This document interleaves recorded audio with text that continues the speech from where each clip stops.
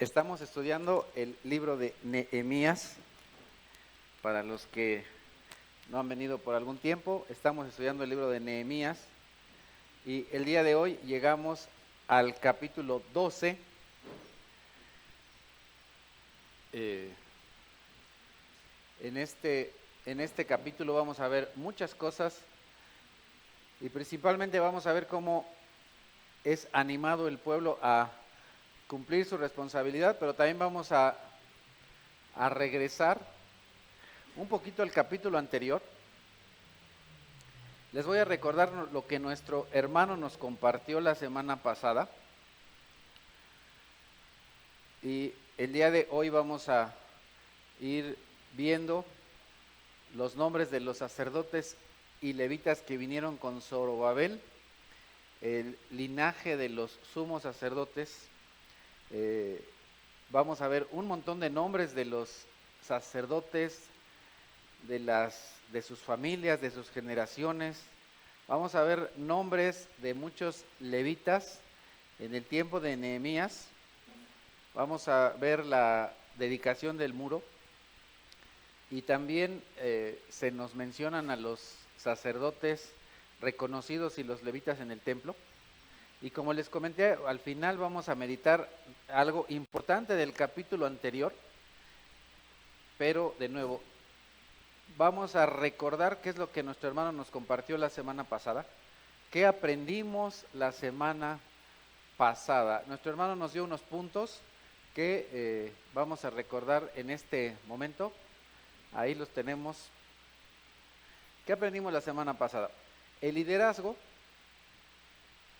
basado en el ejemplo, impulsa la comunidad y la familia. Compartir la carga refuerza la unidad. Se debe tener una estructura clara de los roles y que el voluntariado o los pequeños actos constituyen grandes proyectos. Eso fue lo que vimos la semana pasada y el día de hoy vamos a Nehemías. Vamos a ver Nehemías capítulo, ahí estaba, eso, ya lo teníamos ahí. Vamos a ver un versículo clave del libro de Nehemías, capítulo 11. Dice la escritura: los jefes del pueblo se establecieron en Jerusalén.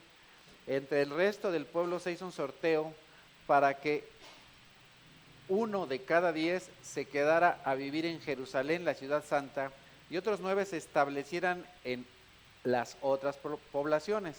El pueblo bendijo a todos los que se ofrecieron voluntariamente a vivir en Jerusalén. Ese es uno de las partes más importantes del capítulo 11. Y ya vimos ahí los puntos que nuestro hermano nos compartió la semana pasada. Ahora, vamos a ir a nuestro capítulo de hoy, que es capítulo 12. De nuevo, hay muchos nombres, no vamos a mencionar y no vamos a estudiar cada nombre de cada familia, solamente los vamos a mencionar. Nehemías 12, versículos 1 al 4. Estos son los sacerdotes y los levitas que regresaron con Zorobabel, hijo de Salatiel, y con Jesúa, Seraías, Jeremías, Esdras, Amarías, Maluc, Jatús, Secanías, Rehum, Meremot, Idó, Ginetón, Abías, Mijamín, Madías, Bilgá, Semaías, Joyarib, Jedaías, Salú, Amoc, Gilquías y Jedaías. Salú, para las que hacen otro dijeron Achú. Estos eran los jefes de los sacerdotes y de sus parientes en los días de Jesúa. Los levitas eran Jesúa, Binui, Cadmiel, Serebías, Judá y Matatías, quien dirigía las acciones de gracias junto con sus hermanos. Bacbuquías y Uní, sus hermanos, se colocaban frente a ellos en los servicios. Los descendientes de Jesúa eran Joaquim, Eliasib, Joyadá, Joanán y Jadúa.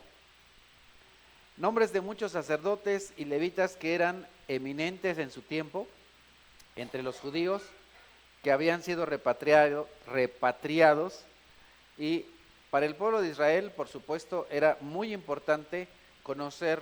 Nosotros, bueno, no somos israelitas, pero para los israelitas era importante saber quiénes de sus familiares habían estado en esos lugares y en esas posiciones tan preeminentes, quién habían sido traídos de vuelta de Babilonia y de los otros lugares a los cuales habían sido expulsados. Y muy posiblemente era importante saber de ellos para tenerlos como ejemplo, porque finalmente eran personas ejemplares, como lo vamos a ver en algunos segundos y como ya lo empezamos a ver en capítulos anteriores. Era importante saber que sus descendientes supieran que ellos estaban ahí, sus ancestros habían estado ahí y que habían ocupado estos oficios muy dignos, de mucho honor. Y seguramente también iba a ser un aliciente para sus descendientes el imitar. Cuando tú tienes un padre, un abuelo, un bisabuelo verdaderamente ejemplar, que hace las cosas correctas, seguramente en algún momento dices, yo quisiera ser como mi abuelo, como mi bisabuelo, como mi padre, etcétera. Qué importante es tener esos nombres para ellos. Para nosotros, bueno, vemos los nombres y tal vez no nos suenan mucho, como si a lo mejor estuviera ahí, no sé el nombre de su abuelo, de su bisabuelo, ¿no? Y tenemos ahí estos nombres y también la sucesión de los sumos sacerdotes durante la monarquía persa, desde Jesúa o Josué, en algunas traducciones se le pone Jesúa y en otros Josué, que él estuvo en el tiempo de la restauración hasta Jadúa. Jadúa, al cual se nos menciona por aquí, también estuvo ahí hasta el tiempo en el que llegó Alejandro Magno. Llegó a Jerusalén y presentó sus respetos a este sacerdote Jadúa, y él salió a vestirlo con sus trajes especiales de sumo sacerdote. Esto lo podemos ver, no lo vamos a ver, como una profecía del profeta Daniel, ya que Daniel predijo que iba a haber una conquista, ¿sí? Que se iba a conquistar la ciudad, pero que después de algún tiempo vendría una restauración. Eso es lo que el Señor le dejó saber a Daniel. Y ahora tenemos pues los nombres de todos estos personajes. Todos estos se nos mencionan o se nos mencionaron en los versículos desde el 1 hasta el 11 como personas de renombre o eminentes en su generación. Vamos ahora a los versículos 12 en adelante. Los jefes de las familias sacerdotales en la familia de Joaquim eran Seraías, Meraías, de Jeremías, Hananías, de Esdras. Esdras es el que estamos estudiando el libro de Esdras. Mesulán, de Amarías, Jonatán, de Melicú, Jonatán, de Sebanías, José, de Harim, Adná, de Merayot, Helcai, de Idó, Zacarías, de Ginetón, Mesulán, de Abías, Sicri, de Minjamín, de Moadías, Piltai, de Bilgá, Samúa, de Semaías, Jonatán, de Joyarib, Matenai, de Jedaías, Uzi, de Salai, Calai, de Amoc, Eber, de Gilquías, Hasabías, de Jedaías, Natanael, que por cierto no lo veo hoy. Llegamos al versículo 22. Los jefes de familia de los levitas y de los sacerdotes en tiempos de Eliasib, Joyadá y Jonatán y Jadúa fueron inscritos durante el reinado de Darío el persa. Los jefes de familia de los levitas hasta los días de de Joanán, hijo de Eliasib, fueron inscritos en el libro de Crónicas. Los jefes de los levitas eran Hasabías, Serebías y Jesúa, hijo de Cadmiel. Cuando les llegaba el turno de servicio y sus parientes se colocaban frente a ellos para la alabanza y la acción de gracias, según lo establecido por David, hombre de Dios. Matanías, Bacbuquías, Abdías, Mesulán, Talmón y Acub eran los porteros que montaban la guardia en los almacenes cercanos a las puertas. Todos estos vivieron en tiempos de Joaquim, hijo de Jesúa y nieto de Josadac, y en tiempos del gobernador Nehemías y del sacerdote y maestro Esdras. De nuevo, los que se mencionaron, los versículos desde el 1 y subsecuentes, como personas prominentes en su generación, se vuelven a mencionar en los versículos desde el 12 hasta el 24, aunque hay algunas variantes en los nombres. Como lo veremos en el próximo capítulo, nada más ahorita un pequeño adelanto, algunos de ellos emparentaron, o mejor dicho, el sumo sacerdote, Eliasib, emparentó con Tobías, vamos a hablar de él la próxima semana. Y al hacer esta relación, se volvieron algo faltos de compromiso, por no decir flojos. Pero como nosotros vemos o veremos el día de hoy, los levitas tuvieron mayor celo. Los que habían tenido a su cargo la traducción y la exposición de la ley, los levitas, los que exhortaban a orar y a alabar a Dios, eran todos levitas, no sacerdotes. Es interesante que en algunas ocasiones las personas que están en la mayor posición, en algunos casos, no son lo suficiente responsables que deben ser. En algunas ocasiones, como en aquel tiempo, los que vienen en segunda posición a veces son los que vienen con más ánimo, con un mejor compromiso y fidelidad que a veces los que están en la posición principal. Eso es triste, ¿no? Ver en aquel tiempo que un sacerdote no sea tan comprometido como debe de ser, o al día de hoy también es triste ver que algún pastor no es lo suficiente comprometido como lo debe hacer, pero algún otro líder de algún otro ministerio o alguna persona que tal vez no tiene algún liderazgo pero que está en algún ministerio, es una persona muy fiel, no solo comprometida sino muy fiel y haciendo lo que debe hacer.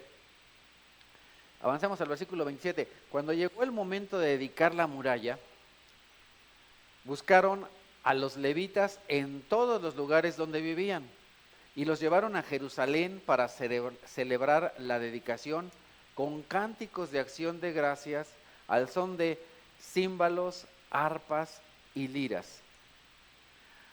Ahora, ¿hasta cuándo se llevó a cabo la dedicación de la muralla? La dedicación de la muralla se llevó a cabo hasta que la ciudad estaba poblada.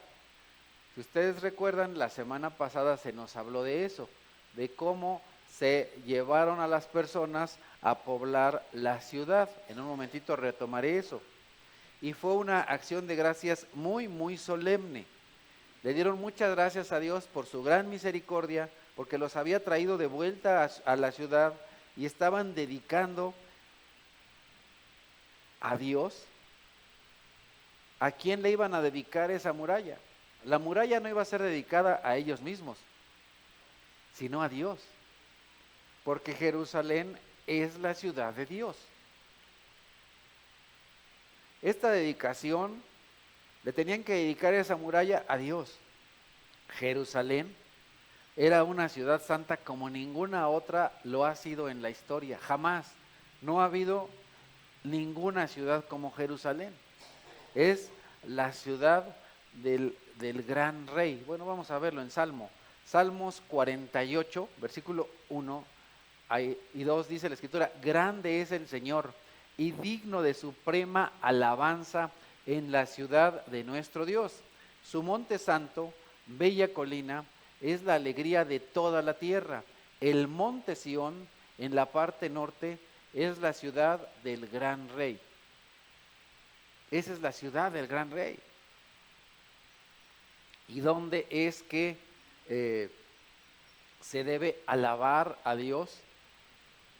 En su ciudad, en la ciudad que Él ha establecido para poner su nombre, en Jerusalén. En el Santo Evangelio según San Mateo, en el capítulo 5, el Señor Jesús les dice a sus discípulos, Mateo 5, versículos 34 y 35, pero yo les digo, no juren de ningún modo, ni por el cielo, porque es el trono de Dios, ni por la tierra, porque es el estrado de sus pies, ni por Jerusalén. ¿Por qué? Porque es la ciudad del gran rey. No solamente es la ciudad del gran rey refiriéndose a David o a Salomón, sino al Rey de Reyes, al Señor de Señores, a Jesucristo, Hijo único de Dios.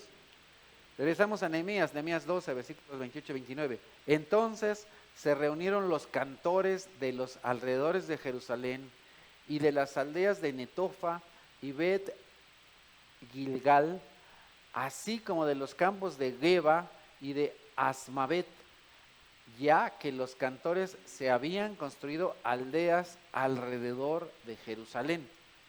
Entonces, los cantores estaban no en la ciudad, pero sí en los alrededores de la ciudad, muy cerca de la ciudad, dispuestos y listos para alabar y bendecir al Señor. Los cantores han tenido, y la verdad no lo puse porque el pasaje, el capítulo es muy largo y hay muchas cosas que ver. Los cantores siempre son una pieza muy clave y muy importante en muchos momentos, en tiempo de paz, incluso en tiempo de guerra. Antes, a ver, cuando el pueblo de Israel marchaba a la guerra, los que iban hasta el frente no eran los escuderos, eran los cantores. Iban ahí cantando y alabando y bendiciendo a Dios, porque finalmente la batalla es de nuestro Señor y Él merece toda la alabanza. Y el que nos da el triunfo, la victoria en algún momento, pues es Dios nuestro Señor. Y Él es digno de nuevo de toda alabanza. Versículo 30. Después de purificarse a sí mismos, los sacerdotes y los levitas purificaron también a la gente, las puertas y las murallas. Las puertas y la muralla. El muro fue purificado, los sacerdotes y los levitas fueron purificados. ¿Cómo es que llevaban a cabo esto de la purificación? En el libro de Números se nos dan detalles, pero vamos a hablar de uno de ellos. En Números 19, versículo 9, nos dice la Escritura, un hombre ritualmente puro recogerá las cenizas de la vaca, un animal que se ofrecía al Señor, y las llevará a un lugar puro enfrente del campamento. Allí se depositarán las cenizas para que la comunidad israelita las use como sacrificio expiatorio junto con el agua de la purificación. Entonces, ¿cómo es que ellos se purificaban? Pues, digamos, se bañaban, se limpiaban, se lavaban con esa agua de la purificación, para que una persona, más bien dicho, para que un sacerdote pudiera llevar a cabo este trabajo, lo que tenía que hacer era darse un buen baño, lavarse, limpiarse, purificarse con esta agua, agua de la separación también llamada, y no necesariamente es que sacara su shampoo, su jabón, bueno, el shampoo no existía en aquel momento, pero entienden la idea, y se bañara ahí. Era algo meramente ritual. Eran rociados o empapados o solo rociados con esa agua. Pero no solamente iba a ser purificado, como lo vimos hace un momentito, el sacerdote, los levitas, sino también el muro. Al muro se le iba a rociar de toda esta agua. Pero esta agua de purificación es una imagen de algo más importante. ¿De qué? De Cristo. Hebreos capítulo 9, empezando en el versículo 13 y luego en el 14 nos dice: la sangre de machos cabríos y de toros y las cenizas de una novilla rociadas sobre personas impuras las santifican, de modo que quedan limpias por fuera. Cuando iban a hacer esta purificación, ¿qué es lo que hacían?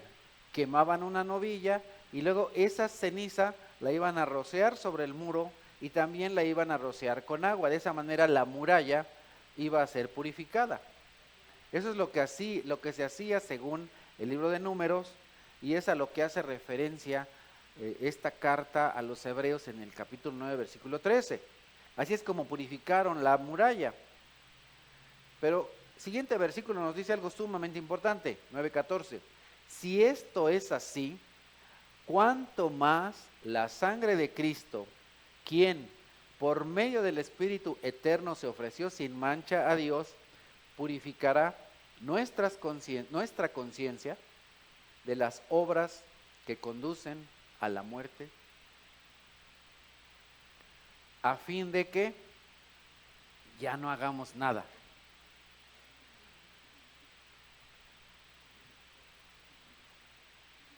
A fin de que descansemos y no hagamos nada.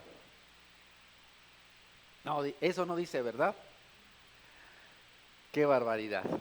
Hay que leerlo de nuevo y hay que leerlo hasta el final. Si esto es así, si esa novilla que quemaron y rociaron las cenizas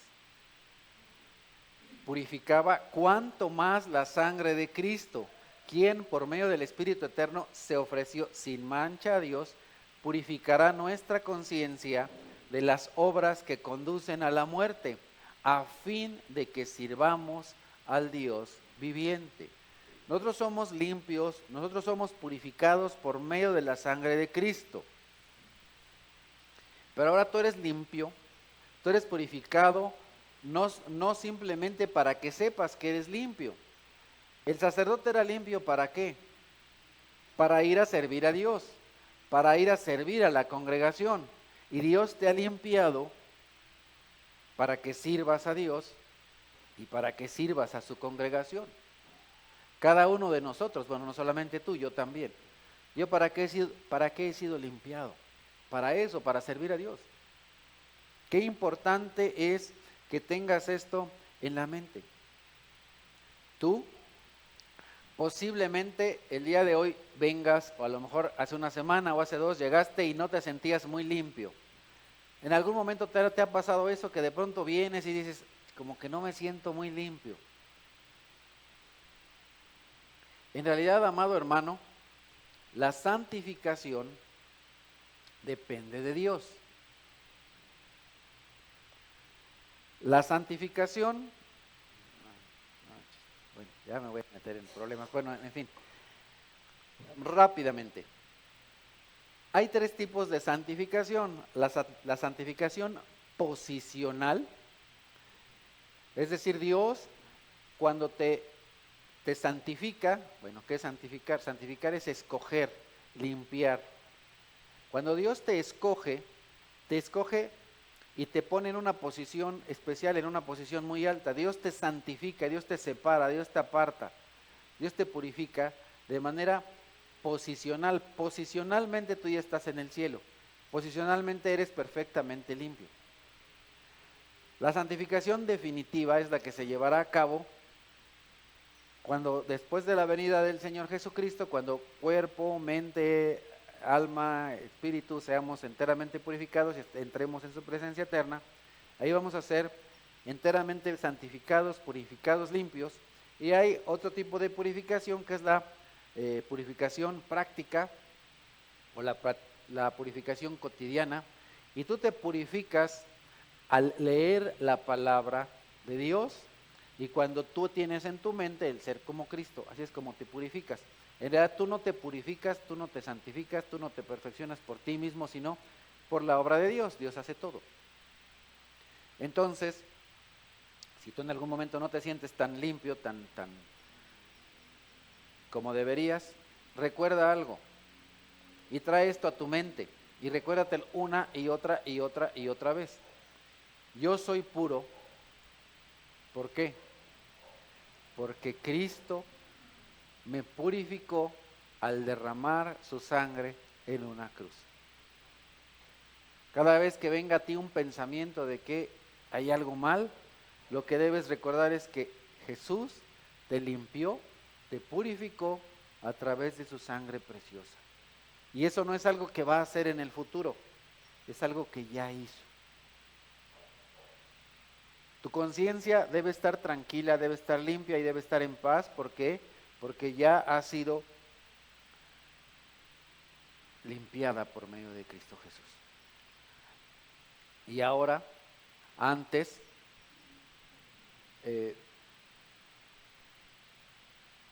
teníamos obras muertas, pero ahora nuestras obras son obras vivas. Pues que la Escritura dice que nos ha purificado de obras muertas.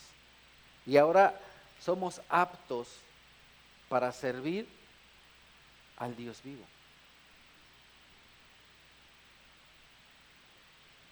Cuánto más la sangre de Cristo, quien por medio del Espíritu eterno se ofreció sin mancha a Dios, purificará nuestra conciencia de las obras que conducen a la muerte, a fin de que sirvamos al Dios vivo. Dios te purifica no simplemente para que estés limpio. Dios te purifica ¿para qué? Para servir a Dios. Eso es muy importante. Nos limpia para servir a Dios. Regresemos a Nehemías 12, seguimos ahí en el versículo 31. Luego, dice que los jefes de Judá subieran a la muralla y organicé 2 grandes coros. Uno de ellos marchaba sobre la muralla hacia la derecha, rumbo a la puerta del basurero, seguido de Osaías, la mitad de los jefes de Judá, Azarías, Esdras, Mesulán, Judá, Benjamín, Semaías y Jeremías. A estos los acompañaban los siguientes sacerdotes que llevaban trompetas: Zacarías, hijo de Jonatán, hijo de Semaías, hijo de Matanías, hijo de Micaías, hijo de Zacur, hijo de Asaf. Asaf, ese Asaf del cual tenemos algunos salmos en la Biblia. Y sus parientes, Semaías, Azarel,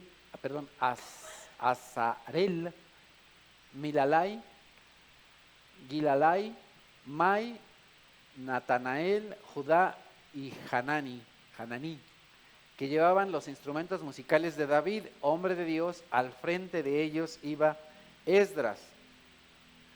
Al llegar a la puerta de la fuente, siguiente, subieron derecho por las gradas de la ciudad de David, por la cuesta de la muralla, pasando junto al palacio de David hasta la puerta del agua, al este de la ciudad. El segundo coro marchaba en dirección opuesta, a lo largo de la torre de los hornos hasta el muro ancho.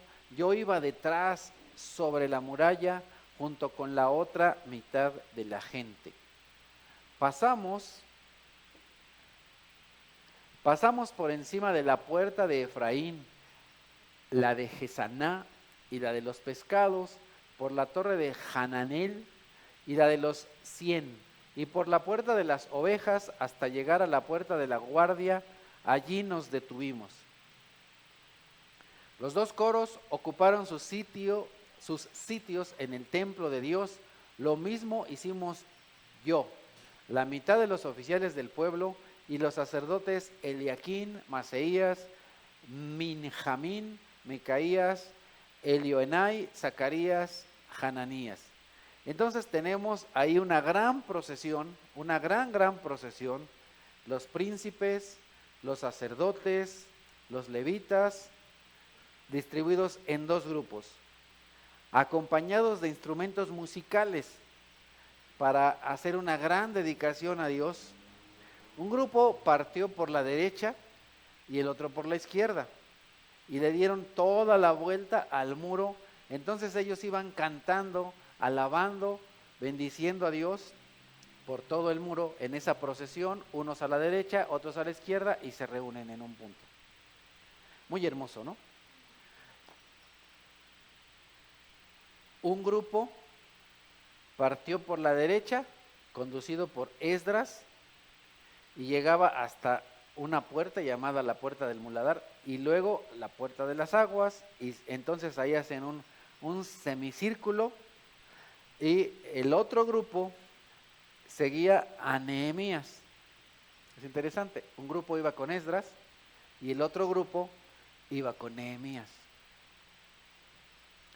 Y ahí está el otro semicírculo, y llegaron hasta encontrarse un grupo con el otro ahí, frente a frente. Y entonces ya juntos se reúnen, así como en corazón, ¿no? Bonito. Unos van por acá, los otros van por acá, se reúnen y van hacia Jerusalén, hacia la casa de Dios, hacia el centro. Así, bonito, ¿no? Uno por acá, otro por acá. Qué cosa tan chulada, ¿no? Una cosa bien bonita, pero no iban solo ellos, sino que iba ¿quién? El resto del pueblo. Entonces, imagínate al pueblo ahí, en esta gran procesión. Seguimos siguiendo versículos. Maseías, Semaías, Eleazar, Uzi, Joanán, Malquías, Elam y Ezer. Enseguida los cantores empezaron a cantar a toda voz, dirigidos por Israías. Ese día se ofrecieron muchos sacrificios y hubo fiesta, porque Dios los llenó de alegría. Hasta las mujeres y los niños participaron. Era tal el regocijo de Jerusalén que se oía desde lejos. Fiesta, porque Dios los llenó de alegría. Hasta las mujeres y los niños participaron. Perdón, ahí lo puse doble. Dios entonces los llena de un gran gozo, un gran gozo. Era tanto que desde lejos se escuchaba la algarabía, la alegría, el gozo, el canto. Versículo 44. Aquel día se nombró a los encargados de los depósitos donde se almacenaban los tesoros, las ofrendas, las primicias y los diezmos, para que depositaran en ellos las contribuciones que provenían de los campos de cada población y que, según la ley, les correspondían a los sacerdotes y a los levitas. Entonces vemos que en este día no solamente se hace una dedicación del muro, sino que también hay nombramientos. Se nombra a los encargados de recoger los diezmos, las ofrendas, las primicias, todo esto. El pueblo, hasta antes de ese tiempo, se había hecho así como que loquito y no habían cumplido con su obligación de dar los diezmos y las ofrendas. Pero ese día se nombran a los encargados de esto, de tal manera que ellos, una vez designados, comienzan a retomar algo que debieron hacer. Recordemos que Dios no da sugerencias, Dios da mandamientos. Así que los diezmos, las ofrendas, pues son un mandato de Dios y siguen vigentes. Así es que es importante saber oficialmente quién se encargaba de eso. Y en ese tiempo, en el tiempo de Nehemías, vemos que se retoma ese deber del pueblo de Israel de dar sus diezmos y sus ofrendas. Versículo 45. La gente de Judá estaba contenta con el servicio que prestaban los sacerdotes y levitas, quienes, según lo establecido por David y su hijo Salomón, se ocupaban del servicio de su Dios y del servicio de purificación junto con los cantores y los porteros. Entonces, ¿quién servía a Dios? ¿Cómo le llamamos nosotros a esta reunión? ¿El qué? Servicio. ¿Y quiénes servían ahí a Dios? Los sacerdotes y levitas, es decir, los encargados de transmitir la ley, de enseñar la ley, pero también servían los que están cuidando la puerta. Ahora se les llama ujieres, a los que reciben a las personas. Hoy tuvimos a alguien, ¿verdad? Ahí, muy guapo, recibiendo a los hermanos, a las hermanas, diciendo, hermano, hermana, qué gusto de verte, les dio su beso y su abrazo, ¿no? Y también tenemos ahí a los hermanos que están guiándonos, dirigiéndonos en alabanza. Ahora, retomando el servicio a Dios con una manera que sea agradable al Señor. Los sacerdotes, los levitas, los cantores, todos dispuestos a cumplir con su labor. Y no solo dispuestos, sino haciendo un buen trabajo. ¿Por qué vemos que hacían un buen trabajo? Porque aquí mismo lo dice, la gente del pueblo estaba ¿qué? Contenta con el servicio. Qué importante es, de pronto no falta el que dice, pero Dios conoce mi corazón.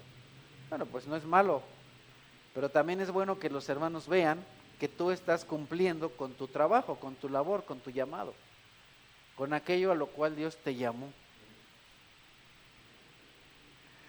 Versículo 46, por mucho tiempo, desde los tiempos de David y de Asaf, había directores de coro y cánticos de alabanza y de acción de gracias a Dios. Dentro de lo que cantamos, no solamente alabamos a Dios, sino también es importante tener cánticos de acción de gracias. Un cántico en el cual le damos gracias a Dios. ¿Por qué? Por sus beneficios, por sus dones, por las bendiciones que Él nos da.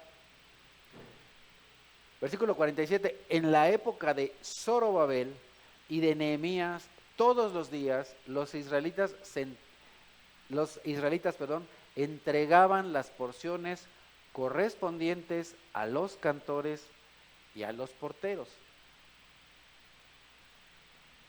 Por cierto, no estaría mal que ahí a los cantores que llegan aquí bien tempranito, alguien tenga en su corazón pues traerle ahí alguna porción, ¿verdad? Una torta de tamal sería muy bien recibida, una frutita picada, un tecito, un cafecito, algo, ¿verdad? Unas galletas Marías, pueden ser con rebozo o sin rebozo las Marías, no importa, pero que sean Marías porque son mexicanas. Tenemos ahí a los cantores y a los porteros recibiendo una porción especial y a los levitas recibiendo su diezmo, igual que los sacerdotes. Segunda parte del versículo 47.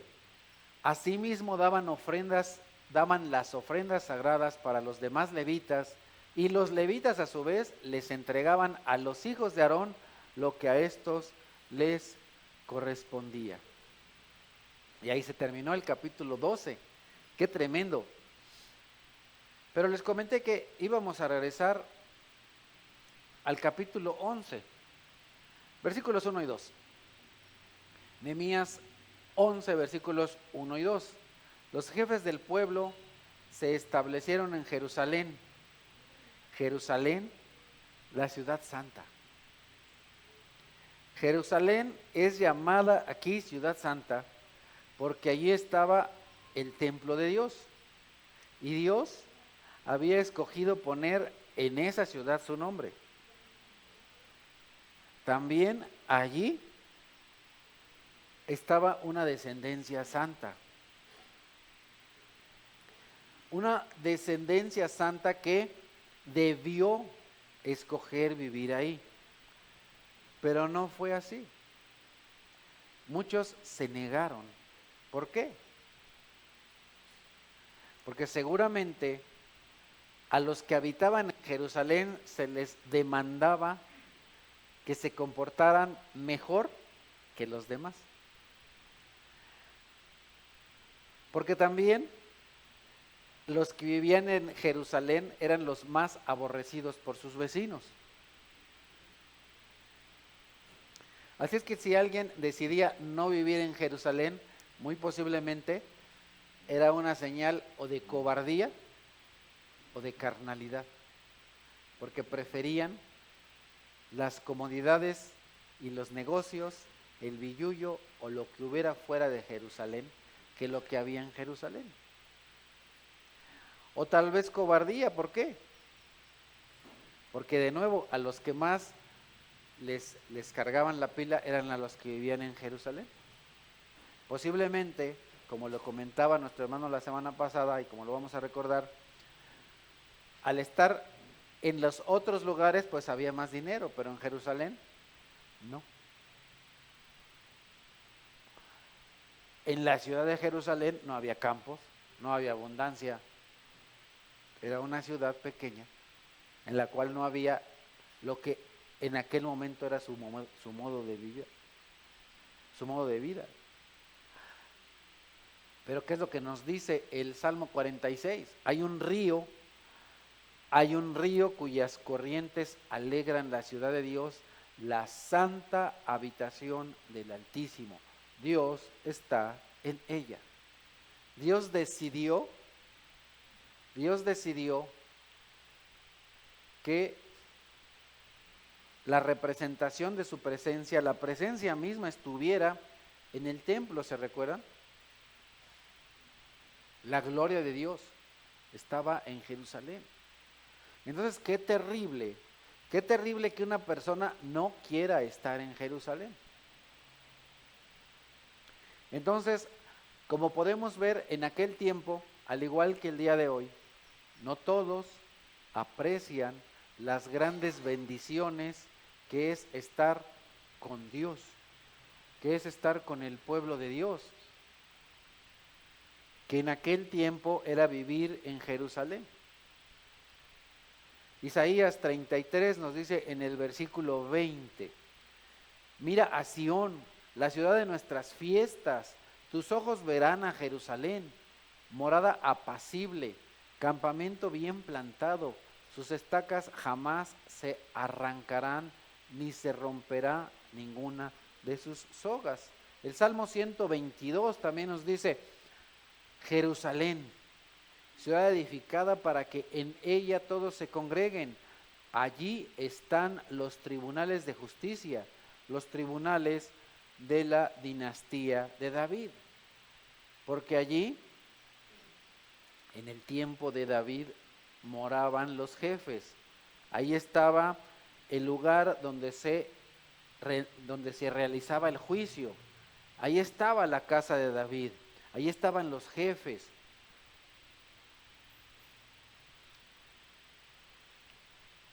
Qué triste que tuvieron que hacer un sorteo, porque no todos querían ir. Pero Dios y el pueblo, dice el versículo 2, el pueblo bendijo a todos los que se ofrecieron voluntariamente a vivir en Jerusalén. Aquí la verdad es que no traemos a nadie a la fuerza. Bueno, no va a faltar el niño que diga, a mi mamá sí me trae a la fuerza. No falta, ¿no? Espero que tú no vengas a la fuerza. Espero que vengas de tu voluntad. Porque si tú vienes voluntariamente, bendición tienes. Bendición tienes. Tenemos ahí en esta ciudad, versículo 17 del 11, ahí habían los que dirigían el coro, los que entonaban las acciones de gracias. Ahí había un lugar en el cual había alabanza y acción de gracias a Dios. Ahí estaban, el versículo 21, los que habían sido dados o entregados. En algunas traducciones dice dados, en NBI por ejemplo dice servidores, pero en realidad hacen referencia a los que sirvieron al templo en la antigua Jerusalén de los Gabaonitas, aquellos que estaban sirviendo como aguadores y haciendo ciertos trabajos ahí en el templo. Pero ahí estaban los que eran esclavos para servir en el templo. Ahí, según vemos en el versículo 23, ahí estaba también el director del servicio, ahí estaban los cantores. Pero qué terrible que las personas no quieran estar en Jerusalén. En Jerusalén, ¿quiénes estaban? ¿Quiénes habitaban? Los jefes, los jueces, los sacerdotes, el jefe de los cantores, algunos cantores incluso. ¿Sabes que es un privilegio estar en Jerusalén? Un privilegio que muchos de nuevo ¿qué? Desprecian. La Escritura nos dice en Apocalipsis capítulo 21 lo siguiente. Apocalipsis 21 versículos 1 y 2. Después, Dios le deja ver una revelación a Juan del futuro. Y entonces, dice la Escritura, después vi un cielo nuevo y una tierra nueva, porque el primer cielo y la primera tierra habían dejado de existir, lo mismo que el mar. Vi además la ciudad santa, la nueva Jerusalén, que bajaba del cielo procedente de Dios, preparada como una novia hermosamente vestida para su prometido. Qué tremendo. Nosotros hemos sido llamados, invitados, convidados para vivir en la nueva Jerusalén, la ciudad de Dios. ¿Quién vive en Jerusalén? Los sacerdotes, los levitas, los cantores, los jefes, los jueces, y tú y yo, por medio del llamado que tenemos, somos todo eso. Somos un pueblo santo, un pueblo de reyes y de sacerdotes al servicio de nuestro Dios. Y ahí, en la nueva Jerusalén, ahí viviremos eternamente y por siempre. Así como en aquel tiempo algunos se rehusaron a vivir en Jerusalén, al día de hoy también hay muchos que se rehúsan a vivir en la nueva Jerusalén. Como lo dice el Señor, por los afanes de esta vida, por el amor al dinero, por la dureza de corazón. Apocalipsis 21, 27, nunca entrará en ella, en la nueva Jerusalén, nada impuro, ni los idólatras, ni los farsantes. Tú puedes decir, yo no soy idólatra. Tal vez sí. No lo sé. Yo te recomendaría que si ya no te acuerdas, o si eres nuevo, veas, ahí en el canal tenemos unas predicaciones a donde hablamos de dioses en guerra. Posiblemente tengas algún ídolo. Así de breve. Tu ídolo puede ser tu propia familia, tu trabajo, el dinero, tus posesiones económicas, el entretenimiento, etcétera.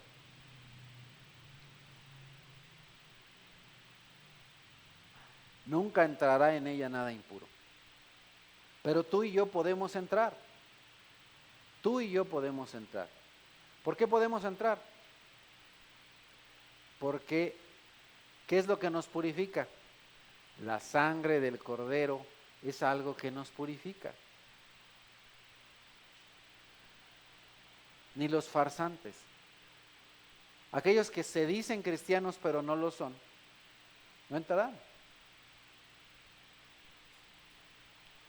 No se trata solamente de decir que eres cristiano, sino de verdaderamente serlo. Sino solo aquellos que tienen su nombre escrito en el libro de la vida, el libro del Cordero. Entonces, qué importante es que si tú al día de hoy no has puesto tu fe en Jesucristo, que si tú al día de hoy no has aceptado a Jesús como tu único Señor, Dios y Salvador, lo hagas el día de hoy, para que tú puedas entrar en la comunión con Dios, para que tú puedas entrar y vivir eternamente en la ciudad santa, en la nueva Jerusalén. Pero si tú ya eres parte del reino, si tú ya eres parte de la familia de Dios, si tú ya eres parte del cuerpo de Cristo, entonces yo te animaría y me animaría a mí mismo a comportarnos de una manera digna, de una manera correcta de este llamado tan elevado que tenemos de ser parte de su familia. Recuerda, ¿quién entra en la nueva Jerusalén? Solo los puros, solo los limpios. ¿Quién vivirá allá? Los reyes, los sacerdotes, los que sirven a Dios. Y a eso es a lo que Dios nos ha llamado, y eso es lo que empezamos a hacer aquí en este mundo y vamos a hacer por toda la eternidad. Por favor, que no te distraiga el mundo, no te pierdas. A veces muy fácilmente nos distraemos, muy fácilmente nos distraemos. Y no nos damos cuenta de todas las bendiciones que Dios tiene para nosotros. Asegúrate de que tú entres al reino. Asegúrate de tu salvación. Piensa bien si ya lo has aceptado y si no, tal vez hoy puede ser el día de tu salvación. Es un honor ser llamado hijo de Dios, es un honor servir a Dios, es un honor entrar en la ciudad santa, pero también al mismo tiempo es un privilegio, es una responsabilidad, y cada uno de nosotros debemos cumplir con la responsabilidad para la cual Dios nos ha llamado. Si tú sirves a Dios, sírvelo de una manera excelente. Si tú eres hijo de Dios, sírvelo de una manera excelente. Purifícate, límpiate de manera práctica, pero recuerda que de cualquier forma Dios ya te ha purificado, porque la salvación depende completamente de Dios.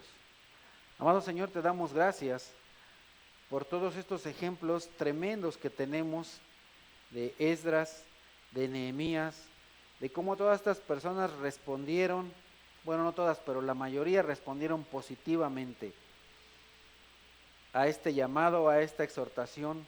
Te suplicamos, bendito Padre, que muevas nuestras mentes, nuestros corazones, nuestros deseos para hacer tu voluntad. Que nos muevas no solamente a venir, sentarnos, escuchar, sino también a llevar a la práctica lo que vamos aprendiendo.